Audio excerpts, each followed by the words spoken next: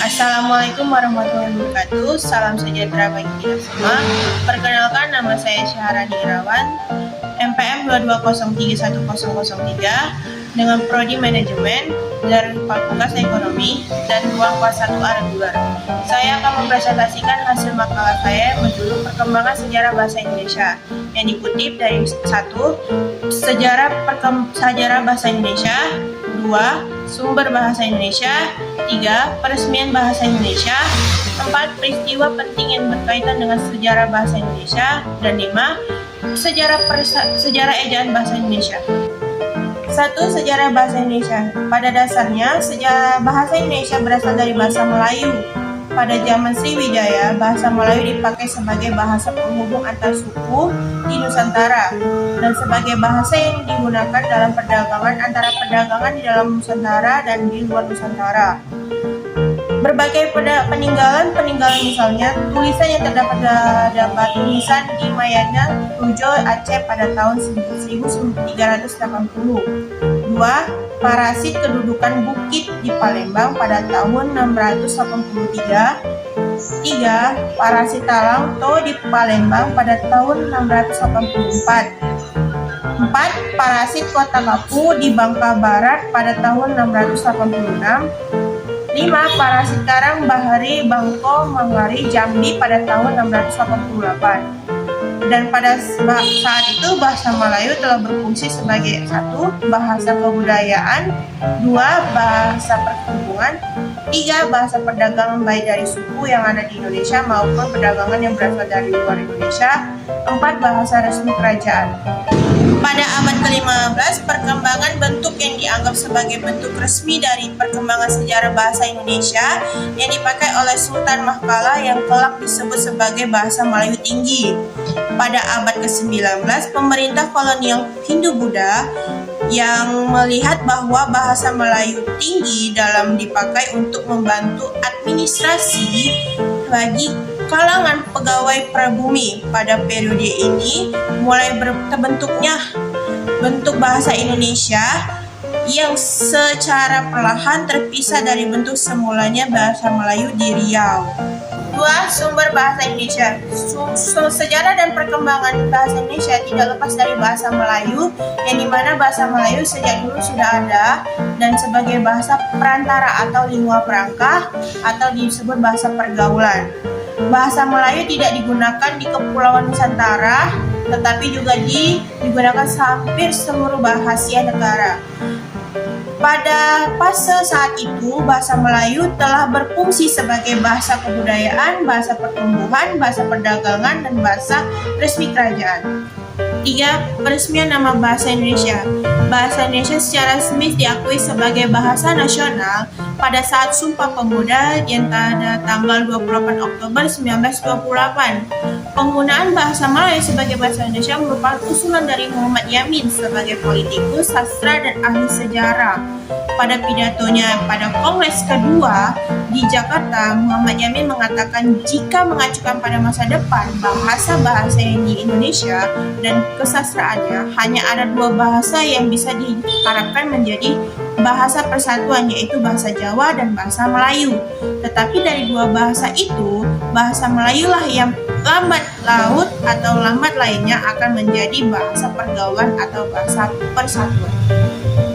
Secara sosiologi, kita bisa mengatakan bahwa bahasa Indonesia sebagai bahasa nasional diakui pada Sumpah Pemuda pada tanggal 28 Oktober yang berisi di butiran ketiga Sumpah Pemuda, yaitu kami putra dan putri Indonesia menjunjung bahasa persatuan bahasa Indonesia. 4. Peristiwa-peristiwa penting perkembangan sejarah bahasa Indonesia. Peristiwa-peristiwa penting yang berkaitan dengan perkembangan sejarah bahasa Indonesia dirinci dari 1. Tahun 1801 yang dimana Charles Van Ophuijsen beserta Namawi Sultan Maure dan Muhammad Taib Sultan Ibrahim, yang dimana mereka akan merumuskan sebuah buku yang berjudul Kitab Logat Melayu. Pada tanggal 16 Juni 1927, Jaja Dato Kayo menggunakan bahasa Indonesia sebagai bahasa pidatonya, menggunakan pertama kalinya dalam sidang Polkat, yaitu Dewan Rakyat. 3. Pada tanggal 28 Oktober 1928, resminya pengakuan bahasa Indonesia menjadi bahasa persatuan. 4. Pada tahun 1933, berdirinya sebuah angkatan sastra muda yang menanamkan dirinya sebagai pujangan baru yang dipimpin oleh Sultan Takbir Ali Shahbaz. Pada tahun kelima, pada tahun 1936, Sultan Takbir Ahmad menyusun Tata Bahasa Baru Bahasa Indonesia. 5. Sejarah perkembangan ejaan bahasa Indonesia. Ejaan merupakan cara atau aturan menulis kata huruf dengan huruf menurut disiplin ilmu bahasa.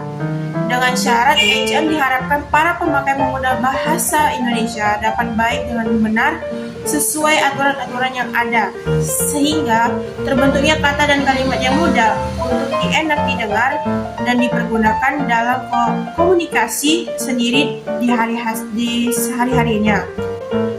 Ciri-ciri yang terkandung dalam ejaan bahasa Indonesia adalah 1. Ejaan part of Asian. Ejaan part of Asian ini merupakan ejaan bahasa Melayu dengan huruf Latin. Charles Part of Asian yang dibantu oleh Namawi Sultan Mahure dan Muhammad Tabib Sultan Ibrahim menyusun ejaan baru ini pada tahun 1896. Ciri-ciri ejaan part of Asian. 1. Huruf I untuk membedakan antara huruf I sebagai akhiran dan karena harus disarankan tersendiri dengan diphthong seperti mulai dan ramai. 2. Huruf J untuk menulis kata-kata jang, pajak, atau sajang. 3. Huruf OE untuk menuliskan kata groes, itoes, emoe. D. Keempat, tanda dikti seperti koma, ait, dan tanda tres. 2. Ejaan Sewandi. Ejaan Sewandi adalah keterangan ketentuan dalam ejaan bahasa Indonesia yang berlaku sejak 17 Maret 1947. Ejaan itu kemudian disebut dengan nama Ejaan Sewandi oleh Menteri Pendidikan dan Kebudayaan. Kala itu ejaannya menggantikan ejaan sebelumnya, yaitu ejaan part of Asian. Ciri-cirinya itu adalah huruf OE diganti dengan huruf U pada kata-kata guru, itu, ataupun umur. 2. Bunyi hajat atau bunyi sentak ditulis dengan kata K pada kata-kata tak dan pak atau rakyat. 3. Kata ulang boleh ditulis dengan 2 kali, seperti kanak-kanak, teman-teman, berjalan-jalan, dan lain-lain. 4. Awalan di dan kata depan di kedua-duanya ditulis serangkai dengan kata yang mendampinginya. 3. Ejaan yang disempurnakan. Ejaan yang disempurnakan atau EYD adalah ejaan bahasa Indonesia yang berlaku pada tahun 1972. Ejaan ini menggantikan ejaan sebelumnya, ejaan Republik atau ejaan Sewandi pada tanggal 23 Mei 1927. Sebuah pernyataan yang bersamaan telah ditandatangani oleh Menteri Pelajaran Malaysia pada masa itu. Tim Hues Oman dan Menteri Pendidikan dan Kebudayaan Republik Indonesia Maskuri. Pernyataan bersamaan tersebut menggabungkan persatuan untuk melaksanakan asas dan yang telah disepakati oleh para ahli dari kedua negara tersebut. Ejaan baru ini dan ejaan yang disempurnakan pada tanggal 16 Agustus 1972 berdasarkan keputusan Presiden nomor 57 tahun 1972. Kesimpulan makalah sejarah perkembangan bahasa Indonesia ini adalah bahasa Indonesia berasal dari bahasa Melayu. Bahasa Melayu sendiri dipilih dari bahasa Persatuan Bangsa Indonesia karena bahasa Melayu sudah merupakan bahasa lingua franca atau bahasa pergaulan atau bahasa perdagangan. Perdagangan dalam suku Jawa, Melayu, Sunda, dan suku-suku lainnya dengan sukarela menerima bahasa Melayu sebagai bahasa Indonesia, sebagai bahasa nasional maupun sebagai bahasa persatuan dalam menunjukkan sukarela atau bahasa pergaulan.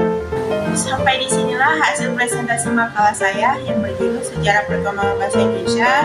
Bila ada kata-kata yang salah atau kurang jelas, mohon dimaafkan.